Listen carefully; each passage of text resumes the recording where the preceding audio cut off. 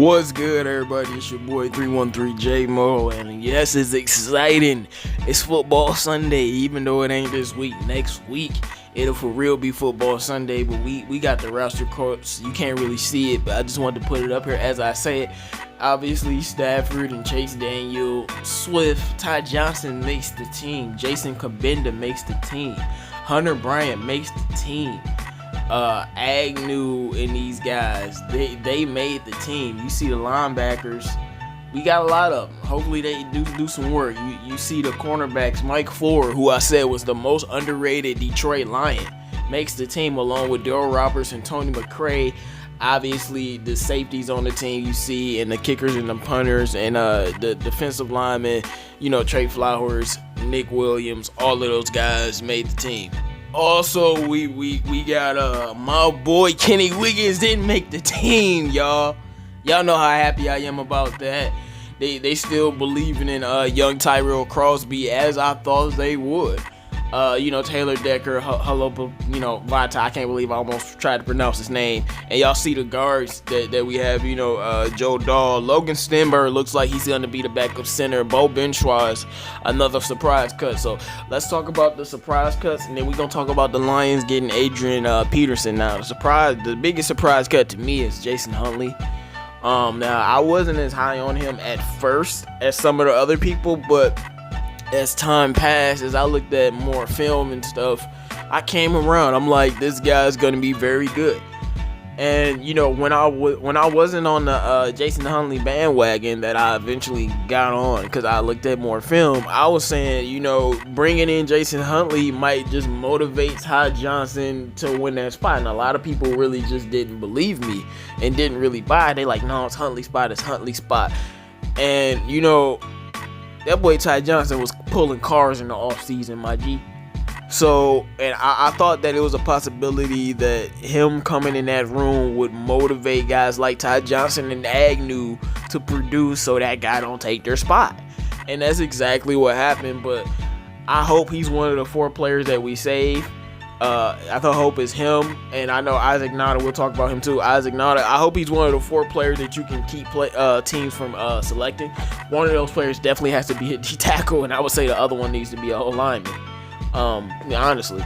But all right, so Hunter Bryant, who was apparently he's been injured, but he still beat out Nada for the spot. So they must see a lot in him. I know a lot of fans are hype about him. Hey, if he can catch the ball, I'm cool with it. Because all we need is tight ends who can catch the damn ball and get open. It seems like, rocket science, but it's really not. And, I knew Agnew was going to make. I told y'all, every year y'all tell me Agnew is not going to make the team. Every year y'all tell me Jamal Agnew not gonna make the team, and this man is always on the team. When y'all gonna learn? I told y'all he would be a wide receiver, and he would definitely. It was people telling me there's no way he's making this team, and I'm just like, huh? They didn't even think that a lot of people would make this team. They didn't think Huntley or Ty Johnson would make the team either. So it all depends on what you think. But I saw a lot of reporters didn't have Mike Ford making this roster, and I'm like, how does Mike Ford not make this roster when he's been nothing but productive? That's why I say he's the most underrated person on the Detroit Lions, because he's the definition of underrated. Nobody knows or talks about him or realizes his value but our coaching staff. Whenever we need a corner to come out and do something, he can play outside and inside. He's been very solid for us. I'm so glad we kept him. I'm not too upset about Isaac Nada. I'll take Hunter Bryant. I'm not too upset about Jason Huntley, only because if he didn't make the team, that shows me that Ty Johnson really stepped it up. And if Ty Johnson really stepped it up, then I'm here for it. I'm here for the party with that.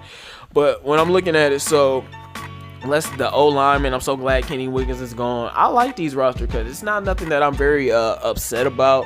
Like Huntley, I'll get over it, But we're looking at it, getting Adrian Peterson. Now, me and the DSA members, we were talking about getting Adrian Peterson. The only reason I didn't want him is because when these other running backs come to Detroit, they never play well.